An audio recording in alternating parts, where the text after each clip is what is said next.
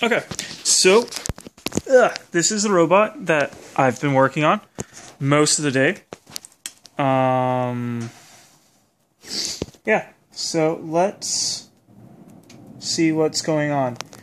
I have my netbook, USB to an Arduino Mega there, and that Arduino Mega powers or controls that and that motor driver. And there's a big ass battery right there. So, the plan is that I get a 4G modem for that Beagle board. I SSH into that Beagle board, which would then be plugged into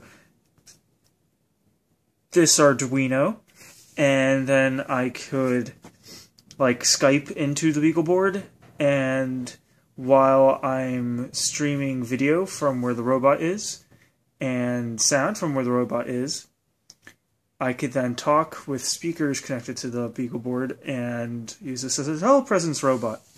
So what's going on thus far is half of that, and it's just controlling right now with really simple text commands. So an uppercase Q designates an ASCII command set, so I can also use a binary command set, so I could do more complex things, like also say how fast I want shit to go. Sorry for... Anyway, so right now it's controlled mostly with the WASD keys, and then 2 for an extended W. So if I do QW, both pairs of wheels are supposed to go forward for 500 milliseconds. Right now I'm having weird issues with one set of motors actually going. Here, if I do big QK, then see that's the problem I'm having, is that one of the motors or one of the chips likes to stall. I don't quite know why. I think that's because there's a lot of friction with all the plastic gears. Here, if I go Q2, that should make both sides go, but it doesn't. So, yeah, here's what I've managed to get done. The other side, I swear, was spinning earlier, and I don't know why it isn't anymore. It might be because some wires got disconnected, and I can't really tell because I don't have a continuity meter or even a multimeter. So, oh, here. QJ. Yeah, isn't that cool? So, I could ostensibly put it up. If I put it on the floor and I spun it the other direction, it would prop up on those wheels. Unfortunately, the battery isn't held in place right now. And I'm using a giant shoebox to stop this thing from going anywhere. But right now, the motors are powered from that, from up. Where's my finger? Up. This 12-volt battery, and then all the electronics are powered from 5 volts from the computer. So, honestly, to get it all wireless would be really simple. Either just mounting my netbook on top of it, or using a Beagle board and a 5-volt regulator to regulate the 12 volts down to 5 volts. So that's easy enough. I just don't have any 5-volt regulators that handle enough current. I'm thinking that the Beagle board would prefer 3 amps when it's driving 2 or 3 other USB devices. QD. Yeah, I don't know why.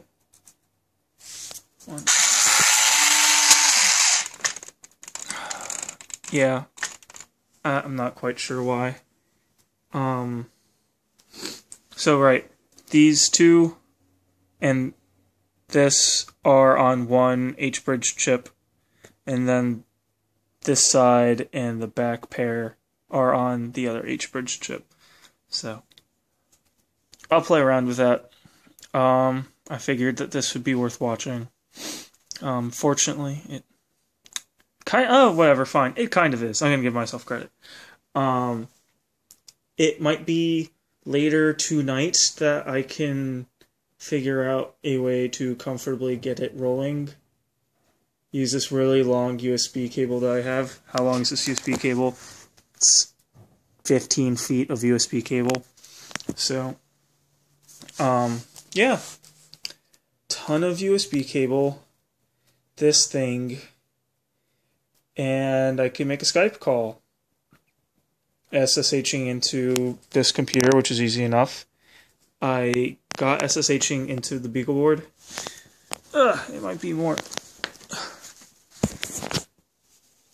less misleading if I have the BeagleBoard on that monitor. It might have fallen asleep. I think it fell asleep. Nope, yeah, it fell asleep. There, the BeagleBoard. Okay, now this looks more properly like a hacker proof of concept. Here is my robot thing. You have an entire screen of... Anyway, I'm just mumbling. Yeah. Let's look at the hardware.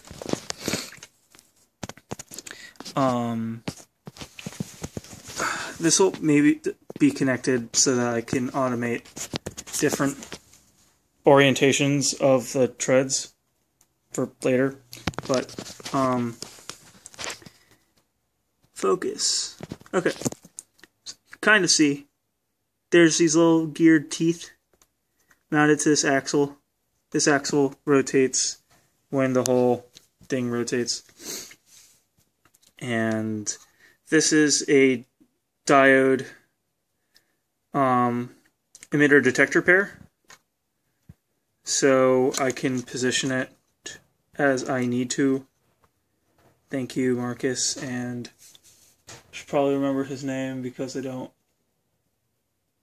Whatever, I have it on my phone. From MPF5. Anyway, they put these. They made the mounts so that these can actually be here. And they made it a lot less complicated than I was thinking it needed to be. So, awesome. Motor driver. Arduino Mega, which replaced the original Arduino that I still have mounted on here. This was some piece of hardware that came with it, and I didn't take it off because it was a nice thing to keep the cords with the battery from falling off. And the other H-bridge. Oh, and then the other detector pair thing. There. You can't focus. Anyway, yeah. I think that is a decent demo for having worked on it for